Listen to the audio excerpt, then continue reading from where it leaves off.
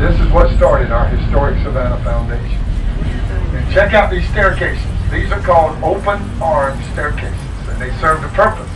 Back in the 1800s, it was considered a sin if a lady let a gentleman see her ankles if they were not married. So when he brought her home for the evening, he walked up the left staircase and the lady walked up the right. The beautiful place right here belonged to Mr. William Kehoe. We got 13 bedrooms here.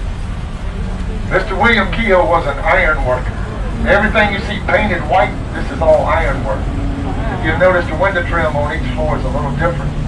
This was his showroom right here. He said, anything you can make out of wood, I'll make it out of iron. But the little old white building right here to the right, this is the oldest standing brick structure in Georgia. This little house here, Herb House, dates back to 1734. It is now part of this Pirate's House restaurant. Yeah, smell that chicken? I'm telling you, it's a pecan crusted fried chicken. I think it's the best it's at. You'll see a reference up here to Robert Louis Stevenson. In the old saloon here, they say Robert Louis Stevenson used to hang around here. If you listen to these stories, these pirates will tell that that's what gave him the inspiration for his book, Treasure Island. Yeah, it's real popular now. A lot of people come in for something. Notice the blue, that you see the doors and around these windows painted? That's called Haint Blue, H-A-I-N-T.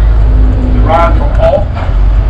This Haint Blue is supposed to keep the evil spirits away. That's why they keep it around the doors and the windows. Because ghosts and evil spirits are not supposed to be able to travel over water. So they got this blue that's trying to look like water to keep all these evil spirits. There's our Savannah River, that's where we hit. Our old Savannah Harbor Light, right here to the right, it serves no purpose today. This is where you want to be if y'all are ready for supper.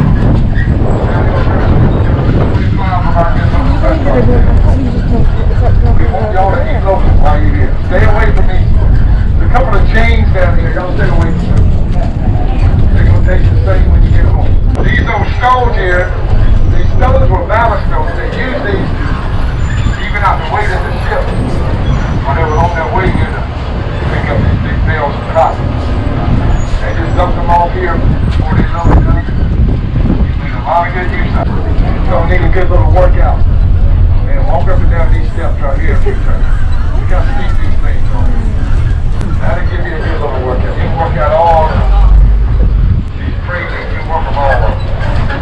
But the candy kitchen right here, y'all can have some pralines to make your visit complete. It's not a bad time for some of that delicious sheep crab soup here. Stop number 10 coming up from just right over this little bump here. Only stop on River Street. Anybody taking the Ghost and Gravestone tour tonight, this is where you want to meet, right? Right here, stop number 10. But I only stop on the river, everybody. Enjoy River Street. Stop number 10. And this is where we have Johnny Mercer.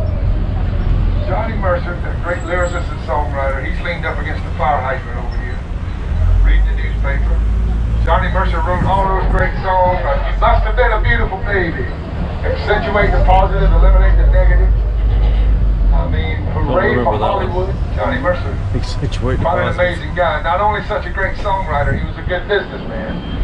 He was the co-founder of Capitol Records. This belonged to Mr. William Scarborough, who built the first steamship to cross the Atlantic Ocean, the SS Savannah.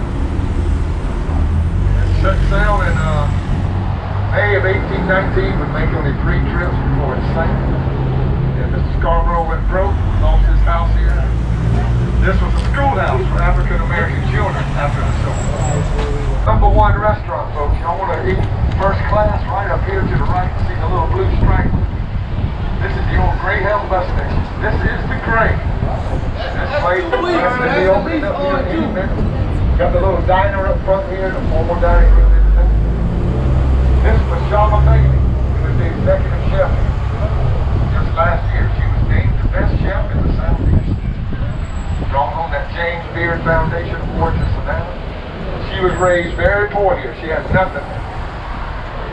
And she earned a scholarship in France. Studied culinary arts over there, and she was hired by a family in the Hamptons, and she worked there for a few years as their private chef. And she has worked under some of the finer chefs in New York. They brought her home here about 10 years ago. She has really put this place on the map.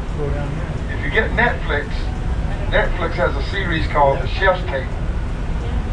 And they featured Miss Bailey here. And she is quite an amazing lady. Great rags to get the story there from Miss Michelle Bailey. Now, is that more fine TV? Oh, you better believe it. This is it.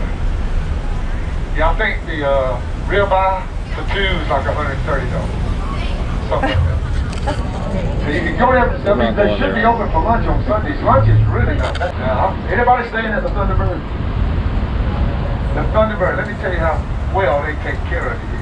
When you make a reservation, they promise you, when you check into your room, waiting for you in your room, going to be a RC Cola and a moon pie.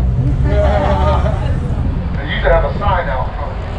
You know, Krispy Kreme donuts for breakfast. You see the popcorn maker in here. Thunderbird was built in 1948. And they renovated it here a couple of years ago, and it was just named one of the top 10 retro hotels in the country.